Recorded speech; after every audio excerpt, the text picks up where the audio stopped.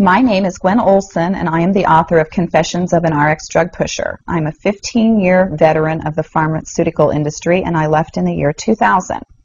And what I would like to do today is I would like to dispel the myth that the pharmaceutical industry is in the business of health and healing.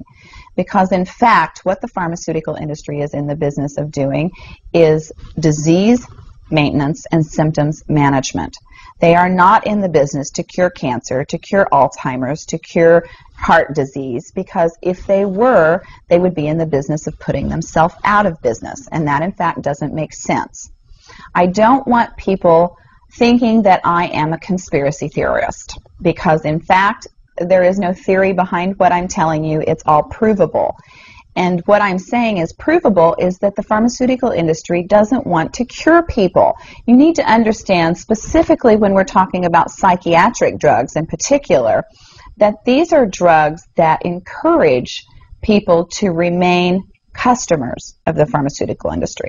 In fact, you will be told if you're given a drug such as an anxiolytic or an antidepressant or an antipsychotic drug that you may be on the drug for the rest of your life.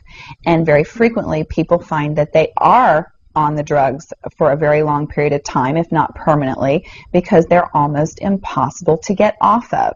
Some of them can have very serious withdrawal symptoms, and most of them can have extremely serious withdrawal symptoms if they're stopped cold turkey, but some people even experience withdrawal symptoms when they try to titrate or they try to eliminate the drug little by little, day after day.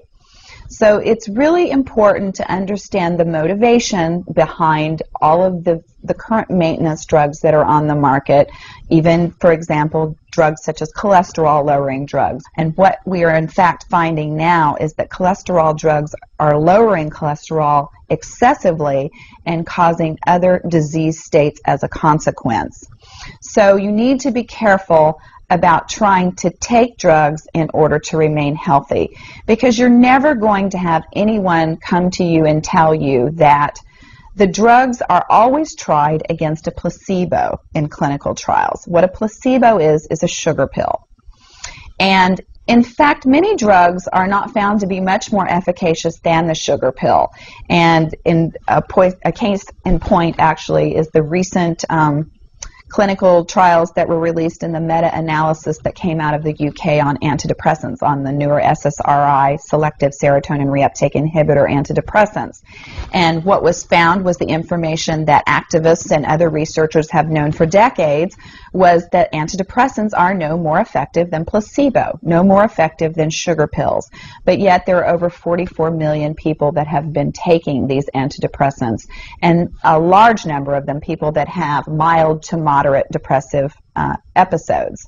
In fact, they prove that the antidepressants were not effective in anyone with the exception of some of the most severely depressed patients.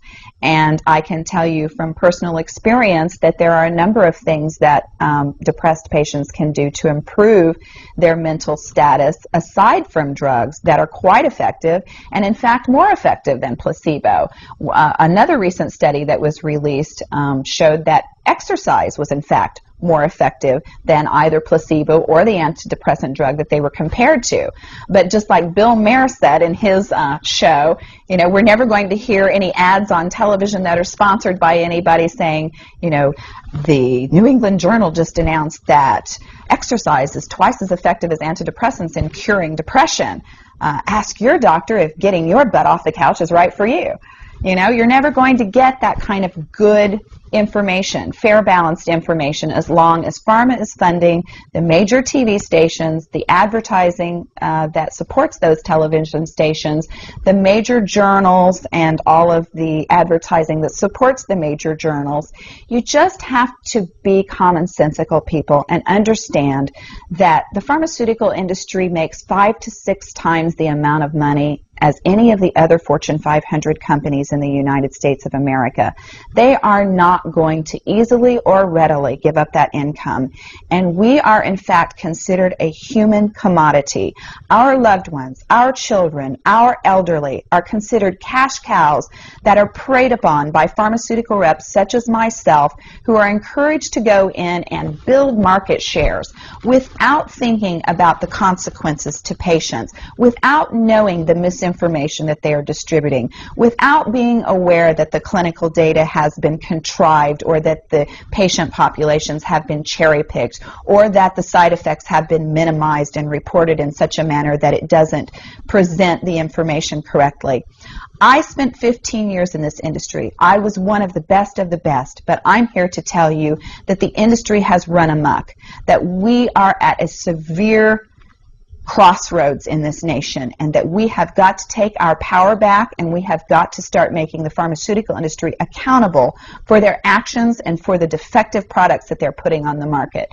It won't be long before every American is affected by this disaster, and we need to be aware of what the differences are between diseases, between disorders, and between syndromes. Because if it doesn't have to be scientifically proven, if there are no tests, if there are no blood tests, CAT scans, urine tests, MRIs, if there is nothing to document that you have a disease, then you in fact do not have a disease, you have a disorder, and it has been given and has been diagnosed pretentiously, and you need to get yourself educated and understand that there are options, and those options are much more effective than drugs. You need to look into the nutritional aspects of your diet and your lifestyle aspects. Are you exercising? Are you taking care of yourself in the ways that you need to be proactive about your health?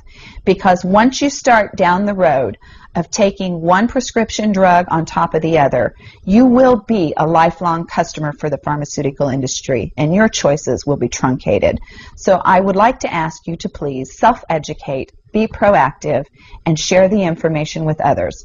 The next victim could be someone that you love. Thank you.